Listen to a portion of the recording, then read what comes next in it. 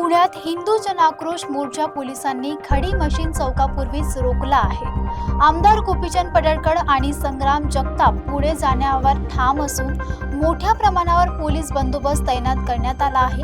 परिस्थिती तणावपूर्ण झालेली आहे। पुण्यात सासवड ते कोंढवा दरम्यान काढण्यात आलेल्या हिंदू जन आक्रोश मोर्चाला पोलिसांनी खडी मशीन चौकापूर्वीच अडवले आहे। मात्र गोपीचंद पडळकर, संग्राम जगताप आणि माजी आमदार संजय जगताप यांच्या नेतृत्वाखाली ही बाईक रॅली काढण्यात आली होती। भिवरी गावातील बाबडेव घाट परिसरातील घटनेच्या विरोधासाठी हा मोर्चा आयोजित करण्यात आला होता। आंदोलकांनी संबंधितांवर कार्यवाहीची मागणी केली आहे। मात्र कायदा आणि सुव्यवस्था बिघडू नये यासाठी पोलिसांनी कडेकोट बंदोबस्त ठेवत रस्ते बंद केले आहेत। खडी मशीन चौकात सभा होणार होती, पण पोलिसांनी ती रोखली। त्यामुळे वातावरण सध्या तणावपूर्ण असून पोलिसांकडून परिस्थितीवर बारकाईने लक्ष ठेवले जात आहे।